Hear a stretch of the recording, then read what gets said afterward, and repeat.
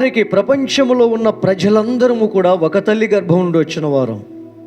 హిందువులు కానివ్వండి, ముస్లిములు కానివ్వండి, క్రైస్తవులు కానివ్వండి, యూదులు కానివ్వండి, జైనులు కానివ్వండి, సిక్కులు కానివ్వండి, బౌద్ధులు కానివ్వండి, వీరందరూ మనందరము కూడా ఒక తల్లి నుండి వచ్చిన వారు. మనందరము ఒకే కుటుంబ సభ్యులం.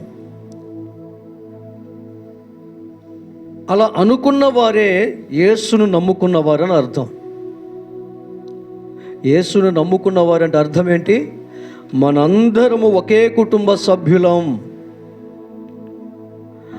అలా కాదు, మేము యేసును నమ్ముకున్నాము కానీ వాళ్ళు వేరు, నేను వేరు, నేను వేరు, వాళ్ళు వేరు అని ఈ రోజుకు మనం అనుకుంటున్నామంటే మనకు యేసు ప్రభువుకి ఎటువంటి సంబంధం లేదు.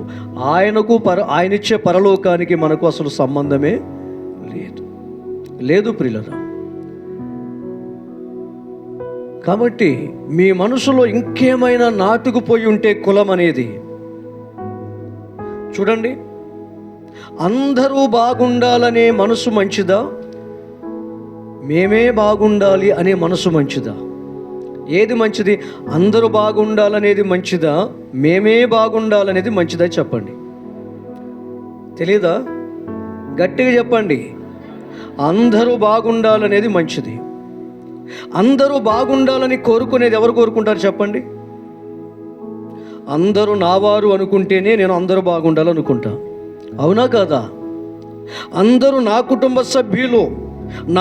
సభ్యుల్లో కొందరు బాగుండకూడదు అనుకుంటాను నేను. అందరూ బాగుండాలి అని అనుకునేది మంచి మాట.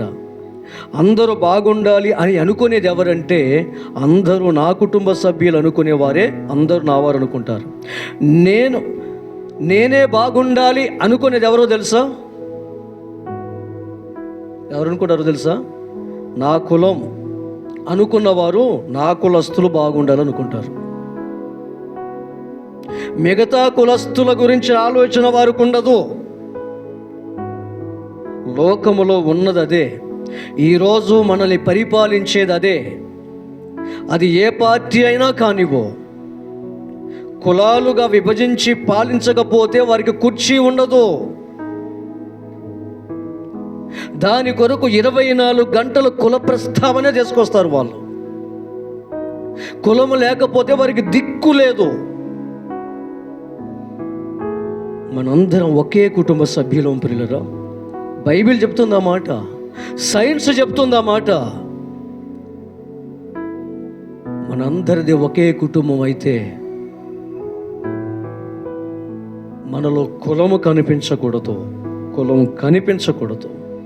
కులం కనిపించకపోతేనే నువ్వు బైబిల్కు సంబంధించిన వ్యక్తివి, యేసు ప్రభువుకు సంబంధించిన వ్యక్తివి.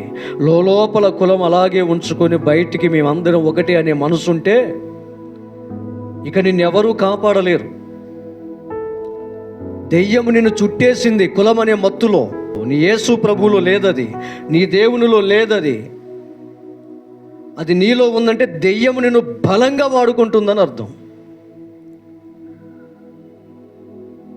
కుల ప్రస్తావనతో ఎక్కడ మాట్లాడకండి. ఎవరి గురించి అని ఏదైనా చెప్పాలంటే పలానా కులం వారని చెప్తారు, పలానా మనిషి అని చెప్పరు. ఇక కులమే నరాల్లో జీర్ణించకపోయింది కులం. దేవుడు జీర్ణించకపోతే బాగిలా.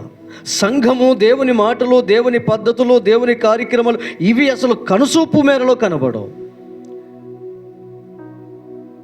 కనీసం సంఘములో, చర్చిలో, మందిరములో ఉన్న మనమైనా దాన్ని దూరం చేసుకుందాం.